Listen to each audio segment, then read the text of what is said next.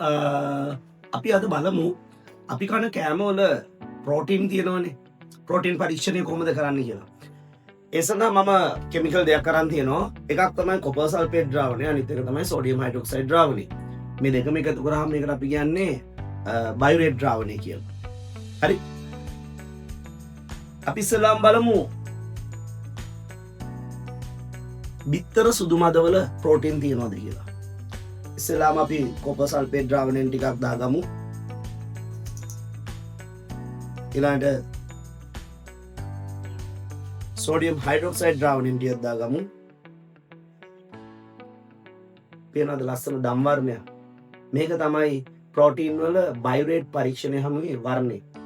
එහෙනම් මේකේ ප්‍රෝටීන් තියෙනවා. එහෙනම් අපි බලමු තවත් ආහාර වර්ග කීපයක් අරගෙන අපි ගන්නවා අපි කන පරිප්පු වල ප්‍රෝටීන් තියෙනවද? හැබැයි මේකේ පාට හොඳටම පෙනේද කියලා හිතන්න අමාරුයි. මොකද මේකේ කහ පාට වර්ණය ටිකක් ප්‍රබල නිසා. පේනවද? දම් පාට වර්ණයක්.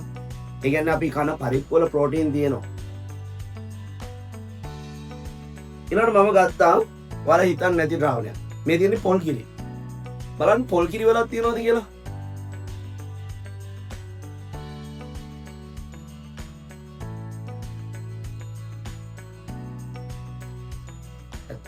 පොල් කිරි වල ප්‍රෝටීන් තියෙනවා. පේනවද ලස්සන දම් පාට වර්ණය? ඊළඟට අපි ගමු අපි හිතනවානේ බත් කෑවම ප්‍රෝටීන් හම්බ වෙනවා කියලා. මේ තියෙන්නේ බත් කුඩු කරපගත්තු ද්‍රාවණය. අපි ඒකටත් බලමු ප්‍රෝටීන් පරීක්ෂණය කරලා. කොපර් සල්ෆේට් ද්‍රාවණයක් දැම්මා.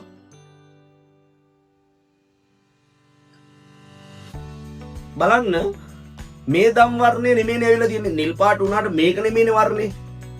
ඒ කියන්නේ බත් කෑවයි කියලා ප්‍රෝටීන් ලැබෙන්නේ නැහැ. හරි. ප්‍රෝටීන් ආහාර කෑම තමයි සෛල වර්ධනය වෙන්නේ.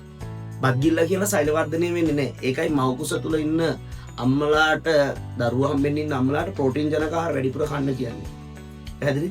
බත් ගිල්ලට කවදාකවත් ප්‍රෝටීන් ලැබෙන්නේ නැහැ. ඊළඟට අපි බලමු පිටි කිරි වල ප්‍රෝටීන් තියෙනවද? හරි. පිටි කිරි ටිකක් අපි අරගෙන තියෙනවා.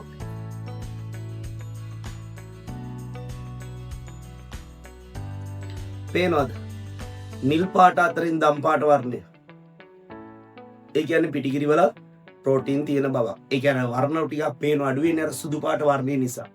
හොඳයි. මම හිතන්නේ ඔයාලට පැහැදිලි ඇති අපි කන කෑම වල ප්‍රෝටීන් මොනවද තියෙන්නේ කියලා. ප්‍රෝටීන් කෑම කෑවොත් සෛල වර්ධනය වැඩි. එතකොට තමයි පේශි වර්ධනය වෙන්නේ, මනුස්සයා වර්ධනය වෙන්නේ.